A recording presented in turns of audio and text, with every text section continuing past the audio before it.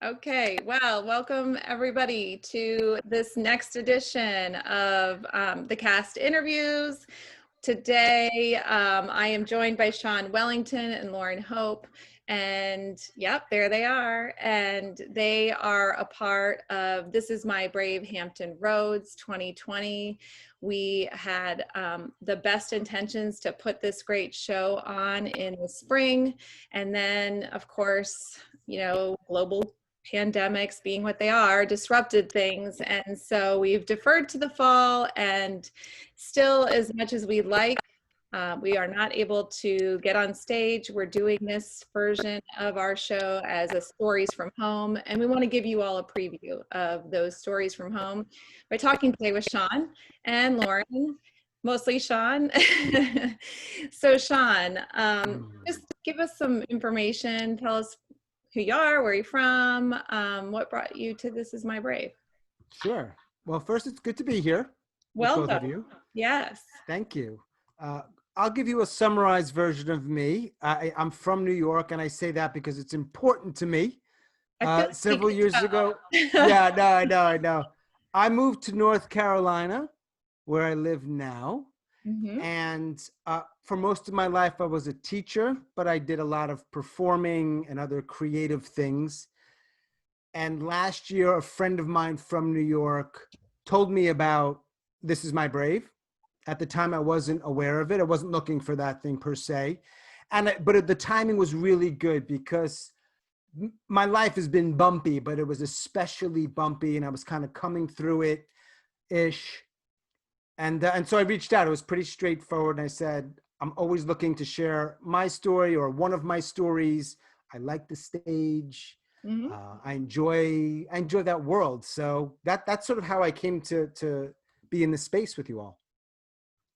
Cool. I'm just learning so much about cast members on on these interviews. I didn't know that's how you heard about This Is My Brave. Mm-hmm. And it's just a testament to the wide reach of This Is My Brave. Yeah. You heard about it from someone in New York, you're in North Carolina. Yeah. Right. Like, and the power of social media in part, I mean, it was something that she had produced, I believe, one of the producers, like, I think like you, Lauren, in New York. And when I connected with her, she was like, how did we not think of this sooner? Like, this is, screaming your name. So I was like, great. If I can get on board. Fall that she mentioned it to you? Yeah. Or even a little later. And It worked out that the audition was not that much later. I was just one of these things where I was like, this looks great. And I reached out, and I live in North Carolina, and all of this is happening in Hampton Roads. Mm-hmm. So that's a few hours away. And I was talking to Lauren and maybe someone else at one point saying, there are so few spaces, curated spaces, but spaces in general, to be able to share this stuff in whatever form it looks like. I got to go to Virginia, and I like Virginia. Mm-hmm. Virginia is for lovers. But hey, Lauren can talk more about that in another interview. But right. But I'm serious. Like I'm in a big state where there's nowhere to go. Yeah. You gotta be. So I got my car and went, and I'm glad I did. Yeah, I think you got lucky, because sometimes people hear about us and then they wait and wait and wait, and it never works out that it gets even within a few hours drive. So that's just great timing on that. So the condition that you will be addressing, are you willing to talk about that? I'm willing to talk about anything. Right. I don't know the way my piece that I'm sharing is constructed.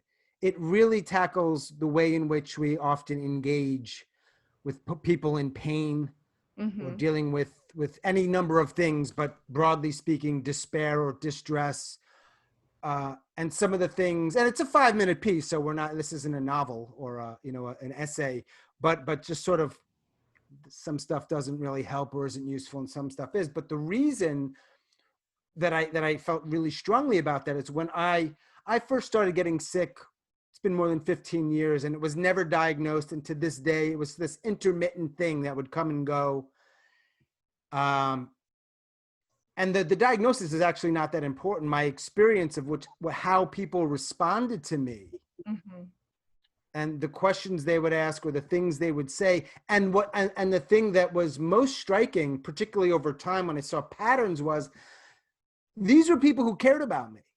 They weren't like the random person who you can maybe say, well, whatever, these are people. And what they said, I said, this isn't helpful. Right. I think you mean well.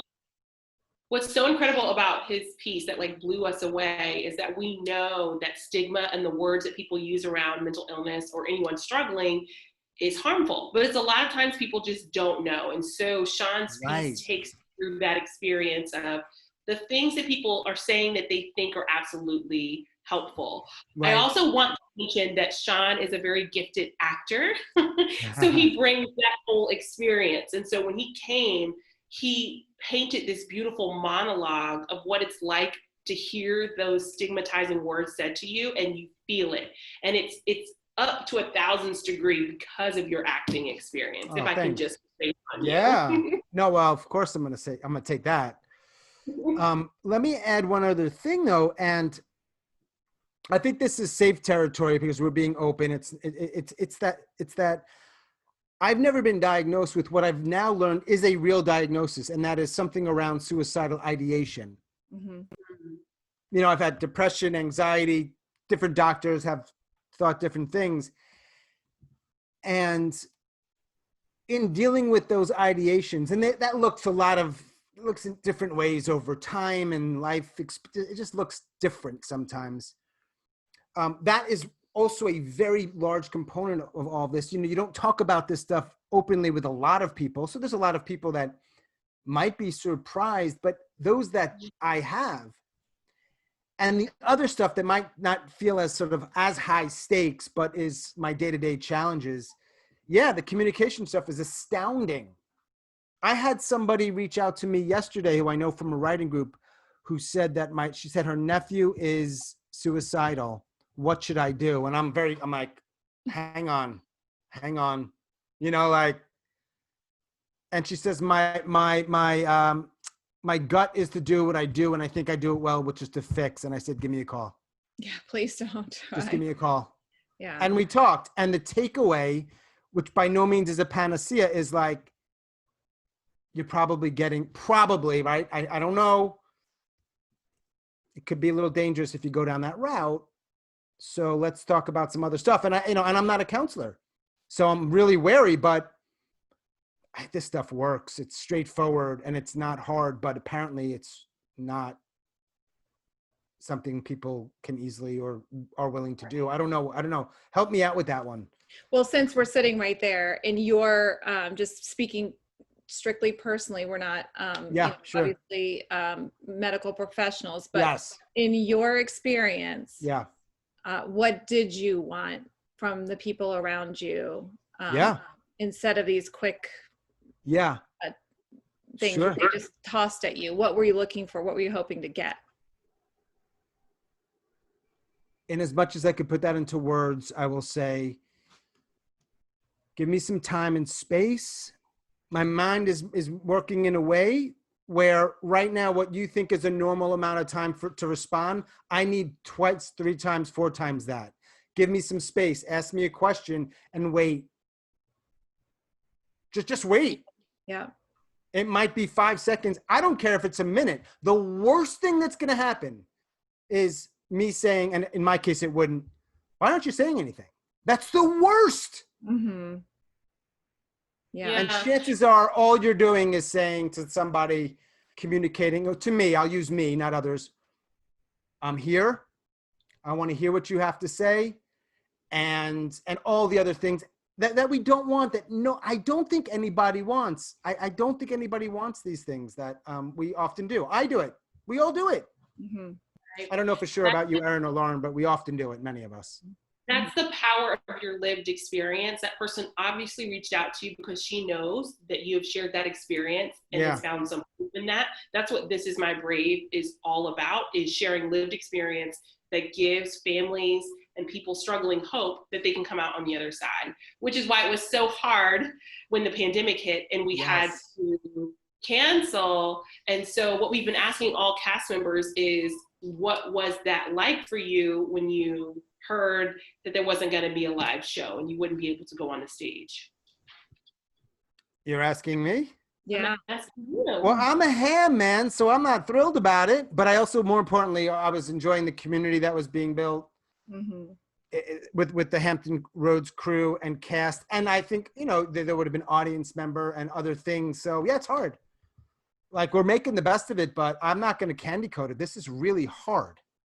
Yeah. And it's wonderful to connect with people on Zoom. I do it in parts of my day. It's just, look, Lauren, you know, I don't know, Erin, your background. There's nothing like getting in front of a group of people and singing or talking or speaking or storytelling or whatever you're acting.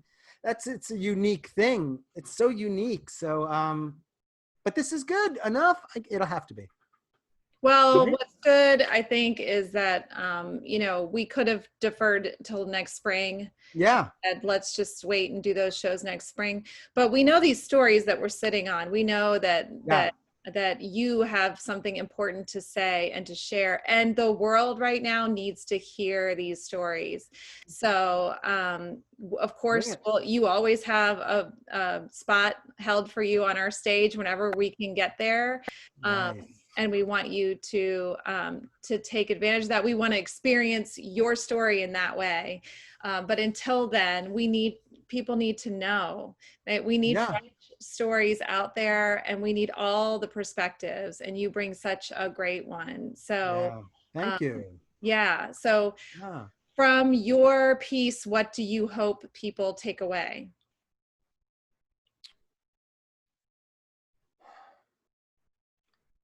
Man, I guess if you can't answer that clearly and quickly, then you're not clear enough on your piece. Because I think, well, ideally, I want somebody, because sometimes I think we're preaching to the choir. Yeah. You know, I sometimes feel that way. So what I would love, if I was able to craft and deliver something that some people who are hearing it or watching it would connect with one part of it and maybe just think, oh, I see myself doing that a little bit. And maybe that's not the best approach. Just for me, really, and it's not I shouldn't minimize that at all. The awareness and the recognition that even the most well-intentioned people in the world, just we struggle to figure this stuff out and communicate in ways that are helpful or useful. If I could do that, I mean, I might retire. I mean, that's a huge win, right? So I think what I heard in your piece is that you're looking to inspire a shift in perspective. Is that true? Yeah. Yeah. Yeah, that would be wonderful. And it's a big, you know, maybe these things happen in giant leaps sometimes, but I think generally it's steps, and you see it or hear it enough times, and it is helpful to get it from like sort of different angles. So maybe there's someone in the audience, perhaps more than one, and it's the time that they need to hear this, and it clicks. And they go home to their kid or their wife or their friend, and instead of approaching them or engaging them in whatever way they typically do or plan to do, they say, oh, that bald dude, I remember that guy, that handsome shaved head guy. I'm going to try it. I'm not even sure if this is going to work. I'm not even 100% sure. You know what? Fine. I'm going to just stay silent for a little while and see what happens. And then you never know. You know, something like that. I respect so much about you is that now that we're having to do these stories from home, you're already ahead of all of us, because Sean has been doing storytelling via Zoom shortly after the pandemic, and he's been coaching people on how to tell their stories. And so you've done what This Is My Brave has done. You've like pivoted. And the beautiful thing of streaming this is that rather than one night experience, there's going to be this whole potential for so many people. They're going to share, and they're going to send it. Think about how many people our stories will touch because we're doing it online. Yeah, no, I think that's like unplanned, but really potentially amazing consequence. The silver lining, wouldn't have had. right? Yeah. Well, Sean, I am looking forward to seeing your piece. And Yes. just for those who don't know, the Hampton Roads show will stream on October 25th. And so if you would like to see Sean and his castmates, I encourage you to look for us on Facebook Live or YouTube Live. You can get more details on thisismybrave.org. And thank you so much for sharing your perspective with us tonight. I wish we could have had an hour-long conversation. I feel like we would have filled that time, but we'll do that another time. Okay. I would love that. Yeah, always Yeah. more to talk about. So thank you, Erin and Lauren. All right. Thank you Great. so much. Have a great evening. All right. Bye.